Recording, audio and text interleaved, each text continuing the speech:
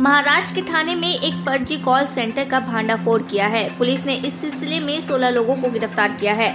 रविवार को अधिकारियों ने जानकारी देते हुए बताया है कि कॉल सेंटर ने कथित तौर पर अमेरिकी नागरिकों को कर्ज देकर ठगा करते थे।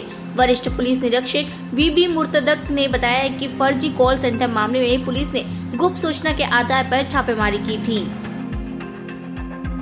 मुंबई के वर्ली इलाके के 3 से 4 हजार शिव सैनिक दशहरा रैली के पहले एकनाथ शिंदे को अपना समर्थन देते हुए शिंदे गुट में शामिल हो गए हैं। वर्ली में अब तक एकनाथ शिंदे गुट की ताकत ना के बराबर थी, लेकिन इन लोगों के शिंदे गुट में शामिल होने से उद्धव ठाकरे और आदित्य ठाकरे के गढ़ वर्ली में सेंध लगने की पूरी संभावना है। ये तमाम लोग मुख्यमंत्री एकनाथ शिंदे के सरकारी आवास पर एकनाथ शिंदे गुट में शामिल होने के लिए पहुंचे हैं।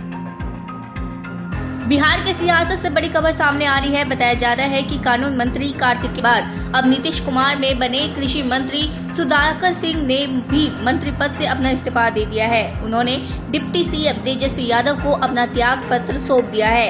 इस बात की पुष्टि राजद प्रदेश अध्यक्ष व सुधाकर सिंह के पिता जगन्नाथ सिंह ने भी दी है। सिंधु मूसेवाले हत्याकांड में आरोपी गैंगस्टर लोरेंस बिश्नोई का साथी मानसा पुलिस की गिरफ्त से भाग गया है। इस बीच मूसेवाले की मां ने कहा है कि पुलिस नाकाम साबित हुई है। उनका कहना है कि अगर पुलिस की कस्टडी से एक गैंगस्टर भाग सकता है तो आम आदमी कैसे सुरक्षित रह सकता है। सिंधु मूसेवाले की माता का कहना है कि सिंधु को इंसाफ दिलवाने के लिए जल्द ही कैंडल मार्च निकाला जाएगा। बजरंग दल ने गरबा पंडाल में 3 गैर हिंदुओं को पकड़ा। इंदौर में बजरंग दल ने फिर 3 गैर हिंदुओं को पकड़ा है। तीनों गरबा पंडाल में नाम बदलकर गरबा देख रहे थे। आईडी कार्ड चेक करने के दौरान बजरंग दल ने तीनों को पकड़ लिया। इंदौर में बजरंग दल विभिन्न गरबा पंडालों में जाकर आईडी चेक कर रहे हैं। पिछले 4 दिनों में 14 से अधिक गैर हिंदुओं को पकड़ चुके हैं। उधमपुर बम धमाकों में 2 लोगों की गिरफ्तारी। जम्मू कश्मीर के उधमपुर में 28 और 29 सितंबर को हुए बम धमाकों में 2 लोगों की गिरफ्तारी हुई है। पुलिस ने उधमपुर के बसंतगढ़ इलाके में से 2 लोगों को गिरफ्तार किया। उधमपुर में बस स्टैंड पर खड़ी 2 बसों में धमाके हुए थे।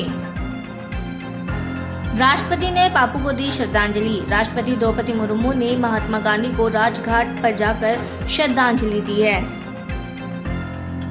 पीएम मोदी ने दी लाल बहादुर शास्त्री को श्रद्धांजलि। प्रधानमंत्री नरेंद्र मोदी ने लाल बहादुर शास्त्री की जयंती पर उन्हें दिल्ली में विजय घाट पर श्रद्धांजलि दी।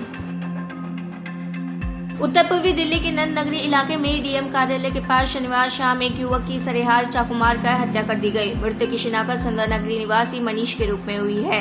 हत्या की सूचना के बाद इलाके में तनाव उत्पन्न हो गया है। कुछ ही देर बाद दोनों समुदाय आमने सामने आ गए हैं। जमकर नारेबाजी की गई। खबर मिलते ही मौके पर पहुंची पुलिस ने हालत को संभाला। बाद में दोनों समुदायों के लोगों को वापस भेजा। देर रात एक एरिया में तनाव का माहौल था। पुलिस के अलावा अर्धसैनिक बलों को मौके पर तैनात कर दिया गया था। वरिष्ठ पुलिस अधिकारी खुद मौके पर मौजूद थे। हत्या के मामले में पुलिस ने देर रात को ही 3 लड़कों आलम, बिलाल और फैजान को हिरासत में ले लिया। पुलिस अधिकारियों का कहना था कि पुरानी रंजिश में वारदात को अंजाम दिया था। शोपियां में आतंकियों से मुठभेड़। कश्मीर में शोपियां में बसकूचन इलाके में सुरक्षा बलों और आतंकियों के बीच मुठभेड़ शुरू हो गई है। जम्मू कश्मीर पुलिस ने ये जानकारी दी है। इंडोनेशिया के पूर्वी जावा प्रांत में एक फुटबॉल मैच के दौरान मची भगदड़ में 127 लोगों की मौत हो गई और 180 लोग घायल हो गए। इंडोनेशिया पुलिस ने रविवार को ये जानकारी दी।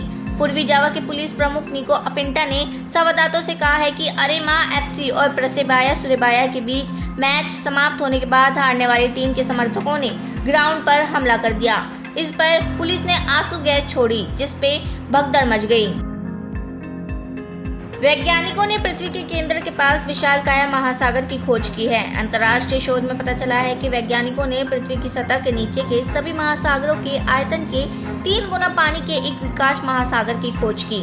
पानी पृथ्वी के सबसे अंदरूनी हिस्से कोर और मेटल के बीच के ट्रांजिशन जोन में पाया है। शोध दल ने रमन स्पेक्ट्रोस्कोपी और FTIR स्पेक्ट्रोमेट्री सहित अन्य तकनीकों का उपयोग करके पृथ्वी की सतह से 660 मीटर नीचे बने इस महासागर का विश्लेषण किया है।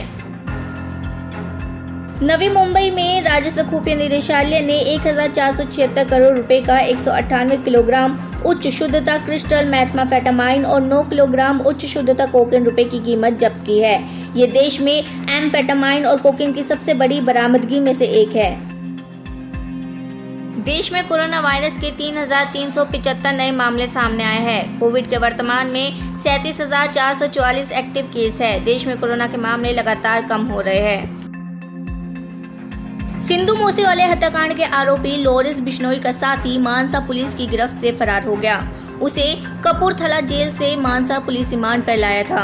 इसका नाम दीपक टीनू है। मूसेवाला मर्डर केस की प्लानिंग में आखिरी कॉन्फ्रेंस कॉल लॉरेंस और टीनू के बीच 27 मई को हुई थी और 29 मई को सिद्धू मूसेवाले का मर्डर हुआ था। मुंबई एयरपोर्ट को धमकी भरा ईमेल मिला। शनिवार की रात आए इस ईमेल में धमकी दी है कि मुंबई एयरपोर्ट पर इंडिगो की फ्लाइट संख्या 6E6045 में बम रखा गया है। फ्लाइट रात में छत्रपति शिवाजी महाराज टर्मिनल यानी मुंबई से अहमदाबाद जाने वाली थी। जांच में कोई संदिग्ध वस्तु नहीं मिलने के बाद देर रात विमान को रवाना कर दिया गया। इस संबंध में पुलिस ने जांच शुरू कर दी है। नेपाल के मानसलू बेस कैंप में हुआ हिमस्खलन, बड़े नुकसान की आशंका। नेपाल के मानसलू बेस कैंप पर रविवार सुबह भीषण हिमस्खलन हुआ है। जानकारी के अनुसार इलाके में बड़ा नुकसान होने की आशंका जताई गई है। बताया जा रहा है कि इसकी चपेट में आकर कई कैंप तबाह हुए हैं। पिछले हफ्ते भी इस इलाके में हिमस्खलन हुआ था। इसमें 2 लोगों की मौत हो गई थी।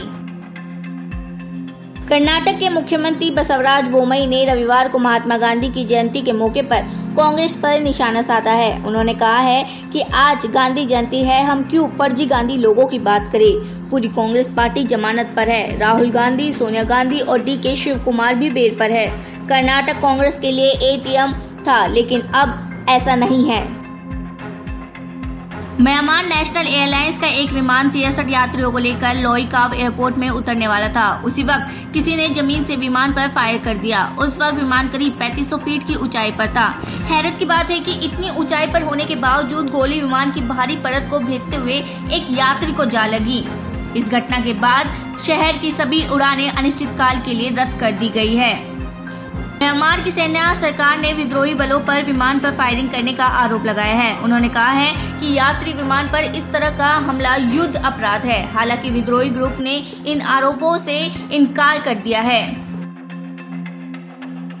सेंट्रल बैंक का जोनल मैनेजर बनकर धोखाधड़ी करने वाले आरोपी को पुलिस ने गिरफ्तार किया है। आरोपी खुद को जोनल मैनेजर और उसके अंडर में 40 मैनेजर काम करने वाले बताते थे।